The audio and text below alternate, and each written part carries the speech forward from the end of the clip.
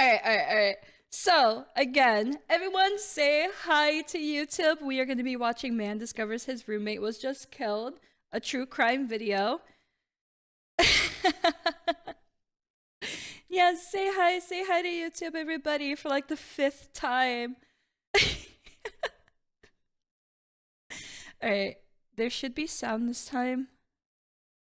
Hey, sir, how can I help you? There we go. I know it. I heard it. She's screaming. She was thrown to the ground.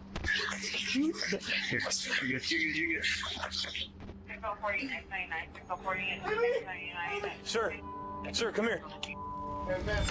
This man just led police to a dead body. The victim, ʞymᴜᴜ, a celebrity sex therapist, was found lying unconscious under her 3rd-story balcony. Officers were immediately suspicious of Amy's roommate, Michael Oh shit, it's Herman. actual body Hey, cam can I see your footage. hands? Yeah!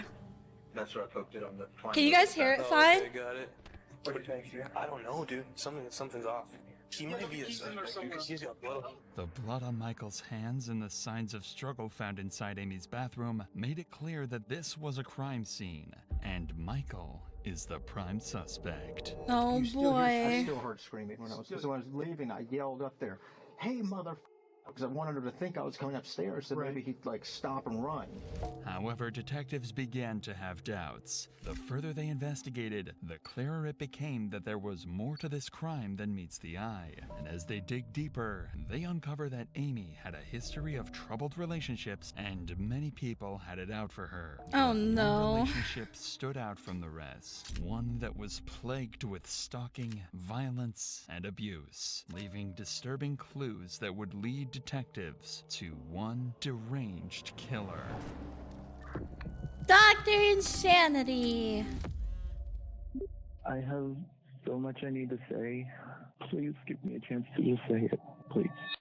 At 1:11 a.m. on February 15th, 2020, 911 received a harrowing call from Amy's roommate.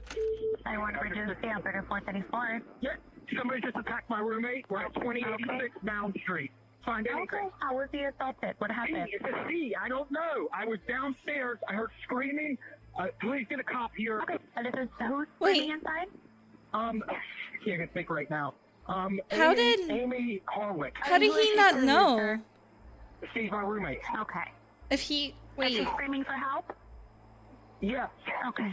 Did you see anything? No. Okay, so No, what I did you hear? heard her screaming, and I heard her being... All right, so I'm going to send out that somebody's screaming, okay? Since you didn't see anything. You don't know if she's being attacked. Yeah. You're not sure. Yes, I know she's being attacked. I heard her got thrown to the ground. With sirens blaring, multiple law I can see enforcement why he's the agents prime rush to the suspect. scene. The information that they have as they arrive is limited. All they know is that there is a situation with a screaming woman and that somebody appears to be in danger. As soon as they arrive, Michael Herwin, Amy's roommate, is the first person to come into contact. Hey, sir. Hi. How can I help you? My roommate was attacked. I know it. I heard it. She's screaming. She was thrown to the ground. I couldn't find my phone. I couldn't find anything. Okay, hold on. Okay, so you have access to here? No. Is there anybody else inside the house? My roommate.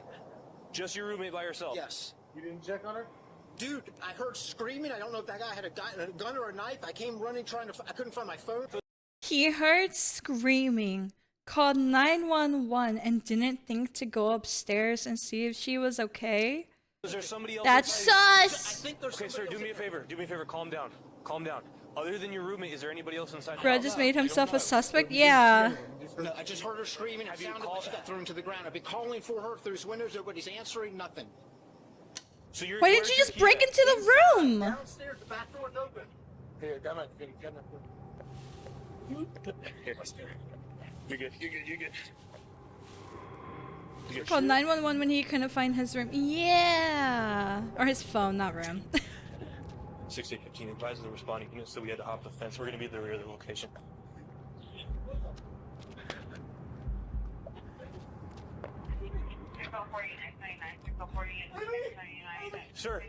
Sir, come here. Relax. Take a seat. Take a seat. Oh my God. We need to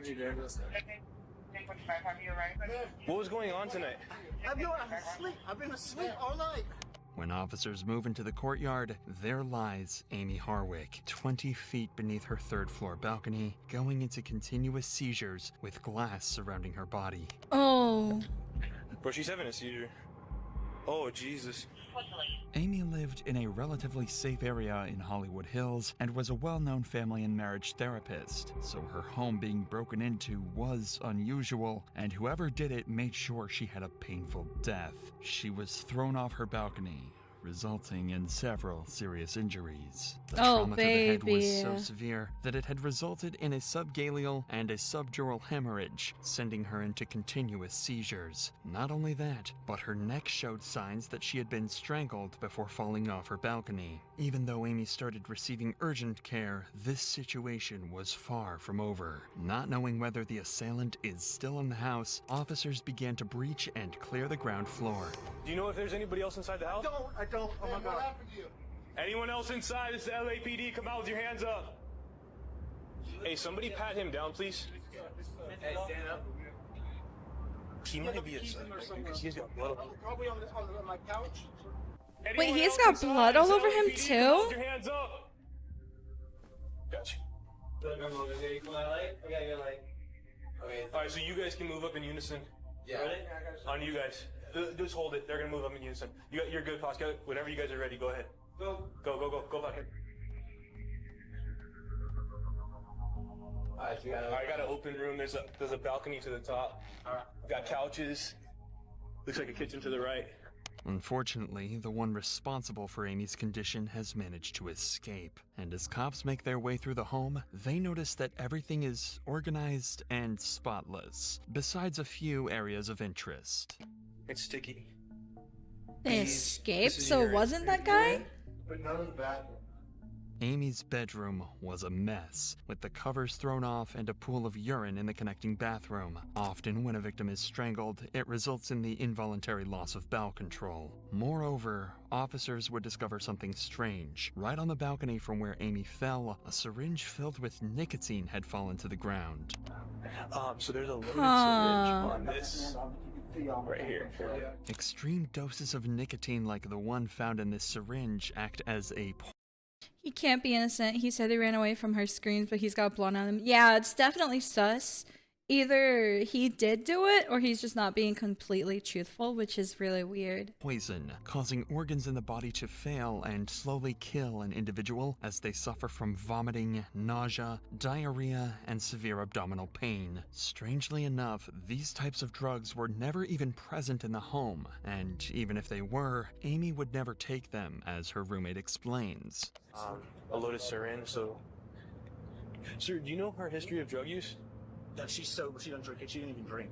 She doesn't drink. She doesn't even drink. She's sober. So nobody in this house is doing drugs? I smoke pot and stuff. Yeah. Okay, what do you mean and stuff? Well, I smoke pot. That's it? Shrooms every now and then. Yeah. Okay, so she's sober completely? She's sober completely. I mean, he's being very How sure of that are truthful. you? I'm positive. I'm absolutely sure. I don't know, dude. Something's off. Dude, that rig is loaded completely. Yes, it hasn't been used yet. It hasn't been used. Hey, can I see your hands? Yeah. That's where I poked it on the climbing over the fence. Oh, okay, got it. What about this one here? I don't know what that is. I guess from the fence too. Can you pull your sleeve back on this one? Right here? Oh no, on this one right here. This one. Can you flip it for me? Can you do me a favor? Look up. Can you pull your shirt down a little bit? Sure. It's really like shady. This whole thing's very weird. And then did you see that? How it's wrapped around him? It's weird. Although Michael seems incredibly suspicious, finding out whether he's guilty comes second. The first priority is to ensure Amy's survival, whose condition was worsening by the second. Her pulse was nearly non-existent, and she was rushed to a nearby hospital, where it was determined that she had sustained many serious injuries since dropping about 20 feet from the balcony, including lacerations to her liver and brain damage. And despite the best attempts from doctors, Amy Harwick was soon pronounced dead. Damn. The syringe filled with nicotine, Amy's injuries before the fall, and no missing items. These were all clues that this was not a burglary gone wrong, but a planned murder. For police, this would make sense because working as a specialized sex therapist, and one that was very public with several shows and media presence at the time, was risky. There could have been too many people who had it out for her, since therapists often have to deal with emotionally problematic and sometimes obsessive individuals. For now, though, Michael Herman was the only person around Amy when she was murdered, making him the first suspect. Michael was already a suspicious individual, as his frequent cannabis use led officers to believe that he had at least some knowledge of drugs and could be behind the nicotine syringe. Hi, But Tanya. more telling Welcome was in, the honey. fact that his arms were covered in blood and scratches, which made him look even more guilty. So to get to the bottom of this, Michael was brought in for an interview where he would stay adamant about his innocence. Can you remember? Do you still hear I screaming? still heard screaming when I was Still hearing screaming. Now, and when we were at the house, you because also that was when I was yelling. Because when I was leaving, I yelled up there, "Hey, mother!" really loud because I wanted her to think I was coming upstairs, so maybe he'd like stop and run. You know, that you would was know that he's not in the house with alone. Two of them. Right, yeah. right. And I didn't know if it was like, I didn't know if it was multiple people. I just didn't know. And I just hope that would make the person flee. Michael claims that after returning home, he heard screams from inside the house and then shouted loudly to scare off the potential attacker. He then entered the home to find the front door open and Amy Harwick's body on the ground. He immediately called 911 and attempted to provide aid while waiting for emergency responders. Not only does Michael fully cooperate with law enforcement, but he also has a solid alibi and witness testimonies supporting his account. Additionally, there is no forensic evidence linking Michael to the crime. Still, can't rule out Michael just yet, as there are no other suspects and nobody had seen anyone outside of Michael enter or leave the building. But this is when police receive footage from a nearby Ring doorbell camera, a crucial piece of evidence that would turn the entire case upside down. When the cops looked at the footage, they saw Michael come running out of the home, trying to wake up the neighbors and call for help. This was exactly what he told them he had done, which confirms the fact that he was likely only a witness to all of this. But the camera also picks up someone else at the scene.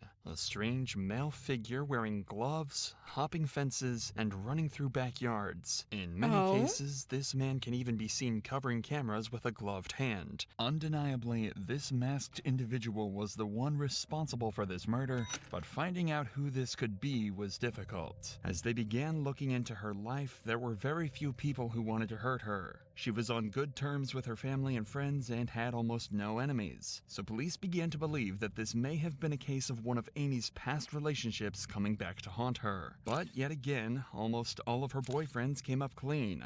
All but one of them, Gareth Pursehouse, a man who was reported by Amy's friends to be an obsessive ex-lover and someone who had previously stalked her. But before officers look into Gareth, they decide to consolidate all of the evidence they have first. Because of the presence of the syringe filled with pure nicotine, detectives believe that whoever broke into Amy's apartment intended to kill her by injecting her with the syringe, but that their plans somehow went awry. Amy began resisting, and a physical altercation occurred that would be proven by a black rosary that Amy had been wearing around her neck. Beads of this rosary were found trailing all the way from her bedroom to the balcony. Not only that, a black leather jacket that was turned inside out was also discovered at the scene. It is likely that the attacker snuck up behind her, grabbed her by her jacket, and a struggle ensued. The attacker then likely choked Amy, dragged her out to the balcony, and threw her over the top. With all of this in mind, officers began looking for somebody who would want to hurt Amy in this manner. Undeniably, the masked individual was responsible for the murder. However, identifying them could be challenging because, despite being so the well-known roommate public wasn't figure, Amy had no the known killer. enemies. Okay.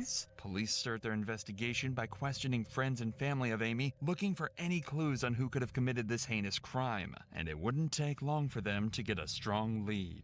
Amy's friends revealed to police that about a month before her murder, they began receiving concerning messages from Amy. She expressed fear for her life, mentioning that she had recently encountered a stalker which, it would turn out, she had an abusive relationship with a decade prior. 41-year-old photographer Gareth Pursehouse.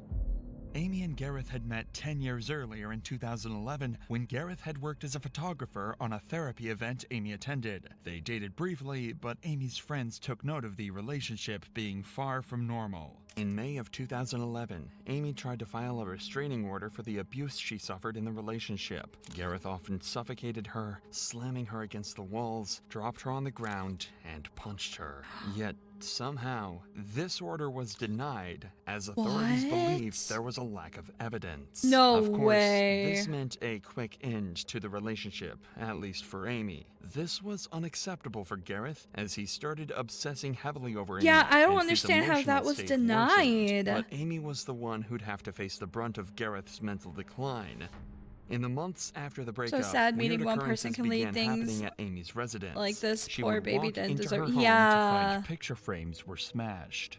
Sometimes there would be roses taped to her front door. The fact that it had and on been other 10 years and he was occasions, still Gareth would obsessed with refuse her to like leave that. her doorstep for hours. A year later, in 2012, Amy tried to file another restraining order against Gareth because he had once again assaulted her and dragged her out of a car. Fortunately, what? this time, the order would be approved by a judge, barring Gareth from seeing Amy for 5 years. However, according to her 5 closest years. friends, Gareth's behavior became even more creepy and intense in the years after the restraining order was issued. If Gareth couldn't see her physically, he'd tarnish her reputation on every one of Amy's social media pages. Every single time she posted, she would get derogatory comments, and all of her publications in her field as a therapist would get bombarded with comments criticizing and degrading her work. But things would take a turn for the worst 1 month before Amy's murder. On January 17th, 2020, Amy was attending the XBiz Awards, where she was She's a so panelist of an pretty, organization dude. called Pineapple Support, which was meant to focus on therapy related to workers in the sex industry. However, as Amy was having drinks before her segment began, she would hear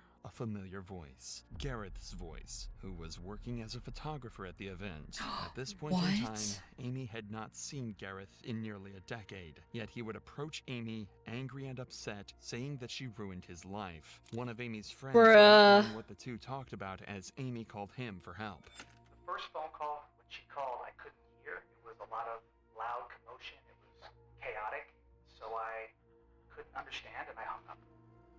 And then 30 seconds later, I received another phone call from her as well, and all I could hear amongst the chaos or the sounds that were sort of the loud sounds was, "Get the F over here."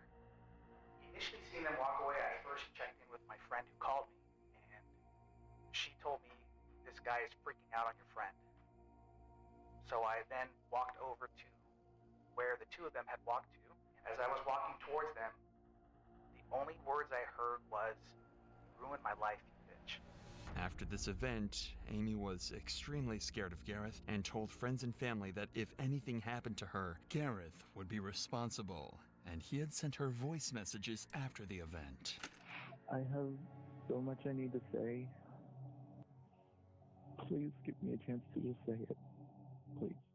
And her concerns were proven to be true, because when officers matched a picture of Gareth to the man seen on the Ring doorbell footage on the night of the murder, it was an exact match. But for authorities to be sure that Gareth is the same man they're looking for, they needed to search his home. Obtaining the warrant itself was not hard, because the sheer amount of evidence against Gareth gave officers reasonable suspicion to do so. However, this suspicion would soon turn into shock as syringes filled with nicotine were discovered in Gareth's home, exactly like the one found on Amy's balcony. Not only that, but Gareth himself had sustained injuries on his body and had bloody clothes scattered all over the home. But there was one piece of evidence that proved to be a definitive breakthrough in this case. A DNA comparison between the fingernail scrapings of Amy's body and Gareth would turn up an exact match. Detectives knew that this was exactly the man they were looking for. So by about 5:00 p.m. the day after the murder, the cops locate and approach Gareth Pursehouse. In the face of Gareth's history with Amy and him being caught on camera, officers decide to charge him with Amy's murder. While sitting in jail awaiting a murder trial, Gareth doesn't show an ounce of remorse. In fact, Of course while on a not. jailhouse phone call with some of his buddies, he cracks jokes and makes light of the whole situation.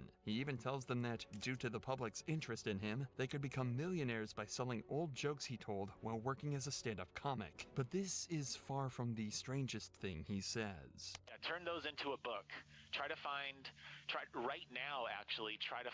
a publisher that'll give you money ahead of time for that, just based on my name because of the media. Like, that could be $1 million. I don't know. Oh my I goodness. What's the most feminine candy bar? Huh. Hershey's.